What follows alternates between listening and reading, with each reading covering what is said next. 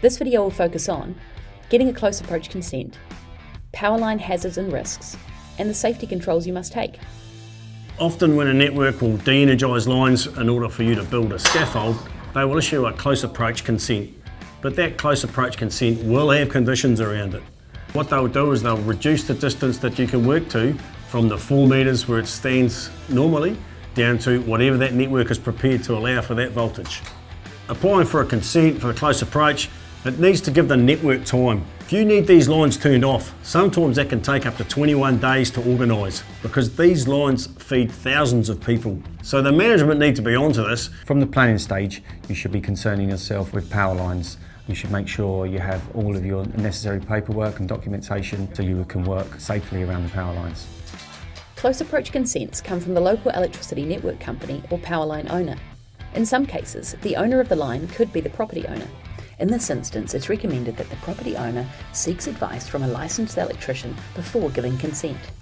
The consent will help identify and manage any electrical danger involved. Remember, a close approach scaffold should be a last resort. In some cases, the power line owner may be able to help by installing sleeves over live parts, de-energising the line, rerouting the line, or providing shields. Remember, tiger tails and sleeves are not to be touched and do not protect against accidental contact with scaffolding gear. Tiger tail is not impact resistant, right? It's for brush contact only. You can't guarantee that any tiger tail is going to be able to withstand the contact of an aluminium or steel scaffold tube against it. If that tiger tail's been used previously for a long period of time, they get brittle in the sunlight. Before you know it, you've got a real hazard waiting there for you. Power lines look and sound exactly the same whether they're on or off, so that's a hazard in itself. Unless you've cited some sort of documentation from the network, those lines are live. No matter what anyone else tells you, landowner, your boss, you have to have that documentation saying that they've been isolated and earthed. It's been signed. As a scaffolder, you have the right to see the signed consent forms before beginning work. Are you happy with that? A line mechanic will hang earth sticks from the power line, which means the line has been isolated and grounded. The line mechanic may also attach a red tag. So that red tag will be put on switchgear or on that set of earths only. All it says is do not operate. Doesn't necessarily mean that line's dead. It might mean do not operate, never turn this line off. So unless you've got that documentation that says this line is isolated and you can see those earth sticks up on the line, those lines are live.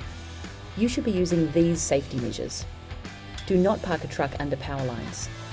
Treat all lines as live at all times. Stop working if you feel unsafe. Value safety over speed. Another method to eliminate danger around power lines is to have a designated safety observer or spotter in your crew. His job is to watch and make sure that you are maintaining all your safe clearances to the live network. And as soon as you're starting to approach it, that safety observer should be speaking up and saying you're getting close. It's a really, really important job. It's not to be done sitting down. You shouldn't be eating your lunch. You shouldn't be looking at your phone. You should be keeping your mates safe.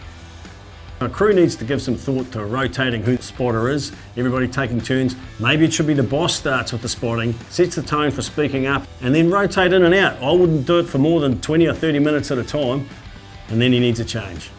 Remember, the homeowner and any other tradespeople are also at risk.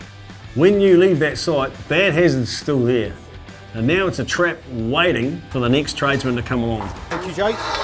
And unless you've barriered things off, made sure it's built far enough away, got all the warning signs up that there need to be, you could be held culpable for a serious harm injury. Before erecting a scaffold near power lines, you must minimise the danger as much as possible by one or a combination of the following. Elimination. Eliminate the power by having an electrical worker cut the power. Substitution. Discuss with the client if there's a way they can do the job without needing a scaffold set up around the area of the power lines. Isolation.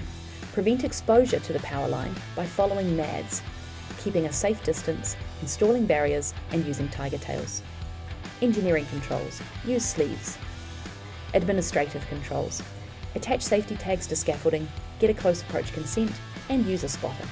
Minimise any remaining risk with suitable personal protective equipment or PPE. Remember that PPE on its own is not an adequate safety measure. To recap, it takes up to 21 days to issue a close approach consent, and this consent should be a last resort. Tiger tails and sleeves do not guarantee protection. Unless you've seen documentation from the network, and there are earth sticks hanging from the lines are live. You have the authority to stop working if you feel unsafe at any point, no matter what anyone says. Always have a designated spotter in your crew and rotate the spotter every 20 to 30 minutes. Minimise risks from hazards. Pull your gear up on the side with the end away from power lines. Have zones clearly marked on the ground. Use the correct equipment and warning signs. Use as many safety controls as you can to minimise the chance of anyone on your crew being electrocuted. Treat all lines as live at all times. You should always approach with a safety-first mindset. Focus on yourself and your workmates, and focus on keeping people safe on the job.